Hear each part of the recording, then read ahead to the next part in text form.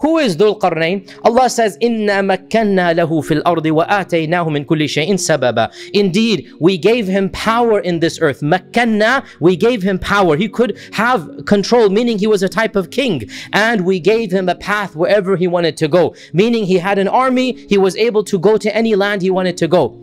Some scholars have said that Dhul Qarnayn was a prophet. But when you look at the story and you look at this ayah, it doesn't look like it, because when Allah describes Khadir, Allah subhanahu wa ta'ala says, we gave him a knowledge from us. That is prophethood. When Allah describes Dhul Qarnayn, He says we gave him power. And power is something Allah gives to righteous and unrighteous people. And if you look at the story, there's nothing that Dhul Qarnayn did that really stands out as being something a prophet only could do. And so the majority position is that Dhul Qarnayn was a righteous king. Dhul Qarnayn was a good man. As Ibn Abbas said, he was Rajulun Salih. He was a righteous man whom Allah subhanahu wa ta'ala had given power to, a type of kingdom to. And the story, Dhul Qarnayn, Dhul Qarnayn is not his name. Dhul Qarnayn is his title. And Qarn means horn. So Dhul Qarnayn, the one of the two horns. The one of the two horns. Why is he called Dhul Qarnayn? Many are the stories given. Some have said he was the only person to rule over both Persia and Rome. So each of them is a Qarn. So they're Dhul Qarnayn. Right, this is one opinion. So he's a mighty king that maybe sometime he controlled both of these lands. Another have said that Dhul Qarnayn is called Dhul Qarnayn because he would have his hair tied up in two, if you like, ponytails, if you like. And each one in the Arabs, they call a tail of the hair, they call it a qarn. So Dhul Qarnayn, he has these two ponytails. Maybe in some cultures, they had the men have this, so he's called Dhul Qarnayn. And others have given other stories as well that he controls the east and the west. And in reality, we do not know. Also, there is this Islamic legend that is very popular that Dhul Qarnayn is somehow Alexander the Great. And the fact of the matter is that there is not a shred of Islamic or historical evidence that links Alexander the Great with Dhul Qarnayn. In fact, quite the contrary, there's a number of things that do not fit at all with Alexander the Great and Dhul Qarnayn. The most important of them, Allah describes Dhul Qarnayn as being a pious Muslim, a good man, as a Rajul Salih, as Ibn Abbas said. And we know historically beyond a shadow of a doubt that Alexander the Great was a pagan idolater. He was an idol worshipper. His teacher was none other than Aristotle. Aristotle was the tutor of Alexander the Great. This is literally historically. Alexander the Great was tutored by Aristotle. And these people were not believers in Allah subhanahu wa ta'ala. They believed in a pagan religion. So Alexander the Great has nothing to do with the story of Dhul Qarnayn. Who was he then? Allahu A'lam. People, if you look at the books of tafsir, they give all of these stories, and really in the end of the day, these are simply Islamic legends. There's no shred of evidence in the Quran and Sunnah, and the more details we go into that are unnecessary, the more trouble we put ourselves into. Let's stick with the Quranic story and don't go too much into the details that Allah did not care to tell us about because they're not relevant. So Allah says we gave him power and we gave him a way to all places, meaning he had an army with him and he could march to any land that he wanted to. He had the qudra to go wherever he wanted to go. So فَأَتْبَعَ سَبَبًا. His army goes and follows away. They're going and following in one location. حَتَّى إِذَا بَلَغَ مَغْرِبَ الشَّمْسِ. When he reached the setting place of the sun, meaning he reached the westernmost lands imaginable. And some have said this is China, some have said Samarkand, some have said Azerbaijan, whatever it might be, he reached some type of lands. Allah knows where the sun sets, very far in the lands. حَتَّى إِذَا بَلَغَ مَغْرِبَ الشَّمْسِ وَجَدَهَا تَغْرُبُ فِي عَيْنٍ حَمِئَةٍ. He found that the sun was setting in, there's two recitations here. Ayn hami'a means cloudy water, and then there's another qira'ah, ayn hamiya, boiling hot water, and both of these are valid. So it was a strange type of lake. It was not a regular lake. It was a lake that was muddy and very hot, and some have said this might be lava or something of this nature. Allah knows best. It was something different rather than regular water. It's something different. Ayn hami'a وَوَجَدَ عِنْدَهَا قَوْمًا. And he found over there a group of people. قُلْنَا يَا ذَا الْقَرْنَيْنِ. We said, O Dhul Qarnayn. Now, somebody can say, Allah is saying he is speaking to Dhul Qarnayn. This means Dhul Qarnayn must be a prophet. And the response is no. The phrasing does not necessarily indicate this. Why? Because Allah subhanahu wa ta'ala can speak in different ways. Direct speech, you become a prophet. Indirect speech in Arabic is called ilham. And ilham is given to non-prophets. One example of ilham is the mother of Musa. Musa's mother is not a prophetess. She's not a prophet. But Allah subhanahu wa ta'ala gave her ilham that she should do this to Musa, and that is to put him in the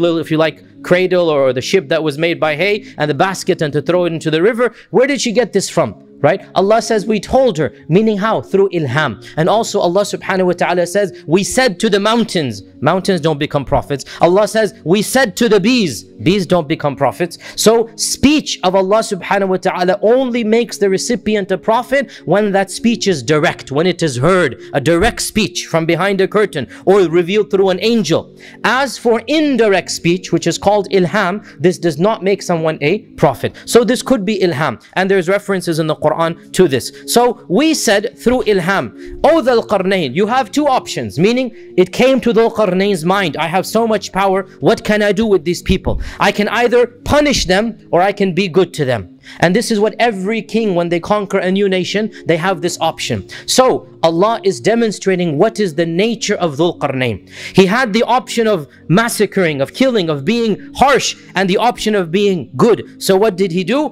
Dhul Qarnayn said, قال أما من ظلم فسوف نعذبه ثم يرد إلى ربه فيعذبه عذابا نكرا. Whoever has done wrong, if he is a criminal, a murderer, a rapist, this person, we will punish him and we will give him what is due to him, and then Allah will punish him even more in the next life. وَأَمَّا مَنْ آمَنَ وَعَمِلَ صَالِحًا. But whoever believes and does good, فَلَهُ جَزَاءً الْحُسْنَى. He shall have the ultimate reward, which means of course Jannah. وَسَنَقُولُ لَهُ مِنْ أَمْرِنَا يُسْرًا. And as for us, we will be gentle and easy with him. Now this is the sign of a just and a true ruler, that you're strict with the criminals and you are gentle with the good people. So there's three stories of Dhul Qarnayn, three people that he met. The first incident demonstrates for us the nature of Dhul Qarnayn, that Dhul Qarnayn was a righteous king, that the power did not corrupt him, that the power did not get to his head. He had the option of enslaving, of killing, of looting, of plundering, and he had the option of being generous and good, and he chose the option of being a good king. And that was,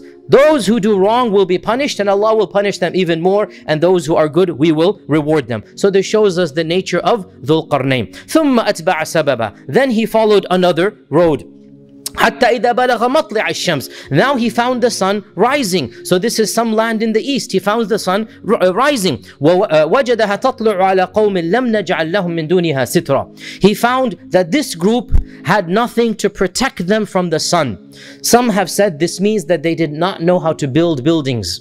They were still living in the open, and they were just using the trees as shade. Others have said this means that they were a group that didn't wear clothes. So Allah is just using a kinaya or a reference, an indirect reference here, that they were a group of people that were so uncivilized they did not even wear clothes. And this is also plausible. We didn't make a sitr, and because Allah says in the Quran, we were the ones who have revealed a garment for you, that Allah says we have sent down libas for you to cover yourselves. So here is a group, they don't have that libas. So Allah says, كَذَلِكَ وَقَدْ أَحَطْنَا بِمَا لَدَيْهِ خُبْرًا. Thus indeed was the case, and we encompassed all that he had in knowledge. Now the purpose of this is to really lay the foundations for the third story, the final story of Dhul Qarnayn, and this is a rather long story. I'll just begin it today and we'll continue tomorrow. ثُمَّ أَتْبَعَ سَبَبًا. Then he followed all along in another way, حَتَّى إِذَا بَلَغَ بَيْنَ السَّدَّيْنِ. Until finally he found a passageway between two mountains. The Sad are two mountains, and he found there a group of people. They could not speak to him. لا يكادون يفقهون قولا. What this means is they were cut off from all civilization, because every civilization has a translator, has an interpreter. Every civilization you go to, you will find somebody who speaks your language if the civilizations interact. Only if you go to a civilization that is cut off. If you go to, they just discovered a tribe in the jungles of Brazil, right? There's not going to be any translator for the language of that tribe. So Allah is indicating that Dhul Qarnayn went to a far away land, cut off from human civilization, cut off from contact with other groups of human beings. They couldn't even communicate. And this is the height of being cut off from other civilizations. So they communicated through other than speech. And they communicated through their hands. So they said, which is, everybody can do this. You can always communicate basic stuff, images and whatnot. So they said to Dhul Qarnayn that Ya'juj and Ma'juj are causing a lot of evil on this earth. So this means that this tribe and Ya'juj and Ma'juj were interacting with one another. And Ya'juj and Ma'juj, some have said, were related to this tribe. So Ya'juj and Ma'juj are causing evil. They are plundering, they are killing us, they're raping, they're causing our damage, they're causing much evil in the land. So if we pay you, you are such a mighty king, you have this vast army, you clearly are from a superior civilization, you seem to be a good man because you're so nice to us. Take this money and protect us from Ya'juj and Ma'juj. Can you build a wall between us and them? They come through this valley. Build a wall. نَجْعَلَ بَيْنَنَا وَبَيْنَهُمْ سَدًّا. And a sadd is like a barrier, a dam. So Dhul Qarnayn says, قَالَ مَا مَكَّنِّي فِيهِ رَبِّي خَيْرٌ. Whatever Allah has given me is better than your money. I don't need your money. I don't need your money. I will do it fi sabilillahi ta'ala. I will do it for the sake of Allah subhanahu wa ta'ala. But what I need from you, فَأَعِنُونِي بِقُوَّةٍ. You help me with your manpower. I need a lot of help for what I'm about to do. My army won't suffice me. You help me with your physical strength. فَأَعِنُونِي بِقُوَّةٍ. I don't need your money. I don't need your gifts. You come and work with my army. فَأَعِنُونِي بِقُوَّةٍ أَجْعَلْ بَيْنَكُمْ وَبَيْنَهُمْ رَدَمًا. I will make a radam. Now in Arabic, the word radam is very similar to said, but radam is a more fortified said. So look, they asked for, build a said between us and them. Right? بَيْنَنَا وَبَيْنَهُمْ سَدًّا. Dhul Qarnayn said, I will build something even better. I will build a radam. And a radam, there is no English equivalent, but it's like a fortified dam. It's like a barrier that has been fortified. So Dhul Qarnayn said, I will do something even better than this. So Dhul Qarnayn says, Atuni zubar al-hadid. Bring me pieces of iron or sheets of iron. Zubar is the nuggets, if you like, nuggets of iron. Bring me iron. Hatta idha sawa bayna as-sadafayn. When he had laid it between the two mountains. So he's building a type of barrier with iron, which is right now cold. قَالَ انْفُخُوا. He said, blow. And the blowing here is with the bellows, with the fire. So once he's put the iron there, a massive fire is being built. A fire that is so hot that all of this iron will become molten ore and stick together. So this is the help that he needs from these people. Allah knows how they built such a large fire. Allah knows what they did. But Dhul Qarnayn had the technology to do that. قَالَ انْفُخُوا حَتَّى إِذَا جَعَلَهُ نَارًا. Until when he had made it fire, meaning when he had made the iron as hot as fire. Until the iron had become so hot it becomes ore. قَالَ آتُونِي أُفْرِغْ عَلَيْهِ قِطْرًا. He said, now bring me qitr, and qitr is molten copper. So the radam that he built, it is composed of iron and copper. It is composed of iron and copper, and it was so massive that it is between two mountains. So apparently the people of Ya'juj and Ma'juj were trapped inside an area where they had no escape out of. And Allah says in the Quran, فَمَا اسْطَاعُوا أَن يَظْهَرُوهُ وَمَا اسْتَطَاعُوا لَهُ نَقُبًا. They could neither climb over it, nor could they dig underneath it. This is really what it translates into. فَمَا اسْطَاعُوا أَن يَظْهَرُوهُ. They couldn't go on top of it. وَمَا اسْتَطَاعُوا لَهُ نَقْبًا. Nor could they dig a hole, nor could they go underneath it. Now, for those of you into a little bit of Arabic here, notice there's a difference between isṭa'u and istata'u, right? And in reality, ista' and istata'a is the exact same word.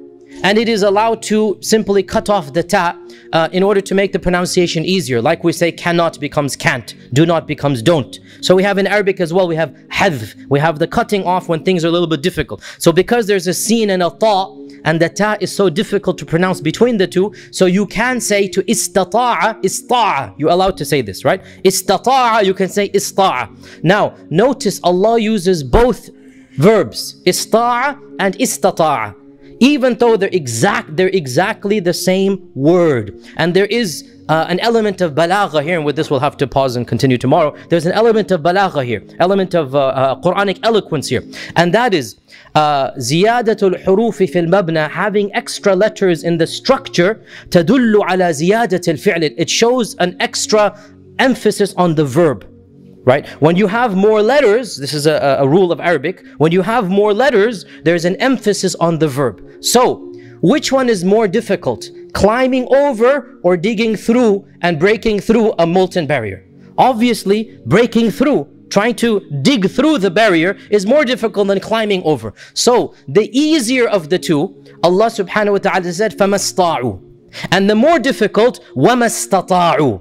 And the reason why the both verbs are different, one of the scholars has said, is so that the listener does not become irritated or tired of the same verb using twice in the same sentence. Put a little bit of difference so that the listener can appreciate that the same verb is being used, but it doesn't sound the same. So there's no malal, or there's no boredom, or there's no repetition, because repetition, nobody likes it. Repetition, generally speaking, is not of the best thing to do. So by bringing the same verb, but using both different structures, ista'a and istata'a, and then using istata'a for the one that requires more emphasis, Allah subhanahu wa ta'ala brings more eloquence to the ears of the listener. فَمَا اسْطَعُوا أَنْ يَظْهَرُوهُ وَمَا اسْتَطَعُوا لَهُ نَقْبًا. And then Dhul Qarnayn said, قال هذا رحمة من ربي. This is a mercy from my Lord. And according to one interpreter, he actually fell into sajda, thanking Allah that he was able to do this. So this shows us Dhul Qarnayn realized how evil Ya'juj and Ma'juj are, and he thanked Allah for blocking them up.